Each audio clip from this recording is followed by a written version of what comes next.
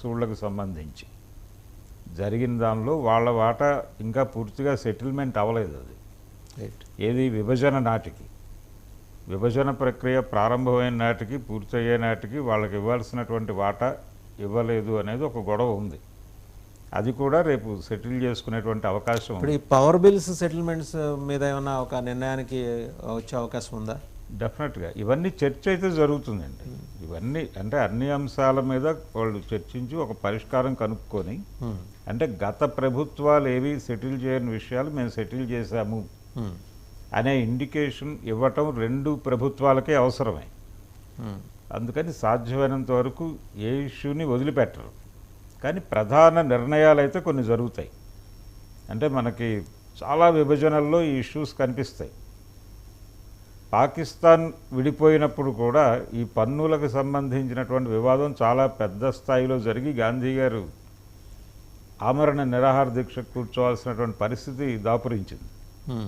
అందుకని ఇక్కడ ఈ వీళ్ళకి రావాల్సినటువంటి గత బకాయిలు ఏవైతే ఉన్నాయో అవి వాటికి సంబంధించి ఒక స్పష్టత, ఒక ప్రకటన. సార్ ఒకటి స్పష్టం, 50-48% అనేది ముందరే చేసుకున్న ఒప్పందం. 52% ఆంధ్రప్రదేశ్కి వెళ్ళాలా, 48 తెలంగాణకు ఉండాలా. సో 52 దాంట్లో మేజర్గా కనిపిస్తుంది అంటే ఆర్టీసీ ఆస్తులు ట్రాన్స్ఫరో లేకపోతే వాటిని అమ్మి పెట్టడం అవి జరగలేదు. అండ్ పవర్ బిల్స్ దీని మీద ఏంటంటే మీకు 2021 మీకు గుర్తుండే ఉంటుంది. 2021 నవంబర్ 12వ తారీఖు తిరుపతిలో హోంమంత్రి అమిత్ షా ఆధ్వర్యంలో సదరన్ స్టేట్స్ మీటింగ్ జరిగింది. మీటింగ్ జరిగినప్పుడు అమిత్ షా గారు చైర్ చేశారు ఆ మీటింగ్. ఆంధ్రప్రదేశ్ ముఖ్యమంత్రి జగన్మోహన్ రెడ్డి గారు అటెండ్ అయ్యారు. తెలంగాణ ముఖ్యమంత్రి రాలేదు. వాళ్ళ సిఎస్ని పంపించారు. ఇటేమో ముఖ్యమంత్రి కూర్చున్నారు, అటు సిఎస్ కూర్చున్నారు. ఒక ముఖ్యమంత్రి ఏట ఇంకో రాష్ట్రం సిఎస్ ఏం మాడతారు? ఇప్పుడు అవి మొహమాటాల అంశాలు చాలా ఏమనుకుంటోందో అది మాత్రమే ఆయన ప్రతిపాదిస్తాడు తప్ప నిర్ణయాలు సిఎస్ ప్రకటించరు కదా. నిర్ణయాలు సిఎస్ ప్రకటించరు. ఆ తర్వాత సబ్సిక్వెంట్గా ఏం జరగలేదంటున్నారు. ఏమీ జరగలేదండి, ఏం జరగలేదు. అయితే ఈసారి ఇద్దరు ముఖ్యమంత్రులు పర్సనల్గా కలుస్తున్నారు. పర్సనల్గా అంటే రాష్ట్రాల ప్రయోజనాల రీత్యా మనం ఒకసారి కలిసి కూర్చుని మాట్లాడుకుందామని ఆయన లేఖ రాశాడు చంద్రబాబు నాయుడు గారు. ఆ లేఖకి స్పందిస్తూ మనం డెఫినెట్గా కూర్చుందామని చెప్పి అడిగినా కూర్చుంటున్నారు. ఇక్కడ ఎవరి ప్రమేయమో లేదు, ఎవరో కూర్చోబెట్టి మీరు తేల్చుకోండి అనటం లేదు.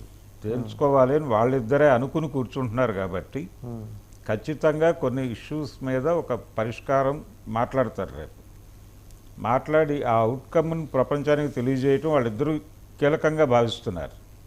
చంద్రబాబు నాయుడు కీలకంగానే భావిస్తున్నాడు, అలాగే రేవంత్ రెడ్డి గారు కూడా కీలకంగానే భావిస్తున్నాడు. ఇది బయటకు వెళ్ళాలి. ఇది ఒక సక్సెస్గా చూపించుకునే ప్రయత్నం రేవంత్ రెడ్డి చేస్తున్నాడు. అంటే పొరుగు రాష్ట్రంతో ఉన్నటువంటి వివాదాలు పరిష్కరించుకోవడంలో చాలా క్రియాశీలకంగా వ్యవహరిస్తున్నాను అనేది ఒకటి చెప్పుకోవాలి ఆయన. రెండవది, ఏపీలో కాంగ్రెస్ భవిష్యత్ ఏమిటి అనే ఆలోచన కూడా ఉంది ఈయనకి. అంటే దానికి సంబంధించిన ఒక లింక్ ఉంది ఈయనకి. అందుకని ఆ ప్రయోజనం కూడా ఉంది కాబట్టి ఆయన కొంచెం ఏపీకి అన్యాయం చేశాడు అనేటువంటి ఇమేజ్ లేకుండా కథ నడపాలి అనేది అనుకుంటున్నాడు ఆయన. అందుకని ఈ సమావేశాన్ని కీలకంగానే భావిస్తున్నాడు. అలాగే తెలంగాణకి అన్యాయం చేసిందంటూ ఉంటే జాతీయ స్థాయిలో ఉన్న కాంగ్రెస్ అధిష్టానమే కానీ రేవంత్ రెడ్డి గారికి సంబంధం లేదు. రేవంత్ రెడ్డికి సంబంధం కాదు, కాంగ్రెస్ పార్టీ మీద ఆ ఇమేజ్ ఉండకూడదు. కాంగ్రెస్ పార్టీ మీద ఆ ఇమేజ్ కానీ ఆ కామెంట్ కానీ రాకూడదు అనేది రేవంత్ రెడ్డి గారి భావన ఉద్దేశం. అది కనిపిస్తోంది.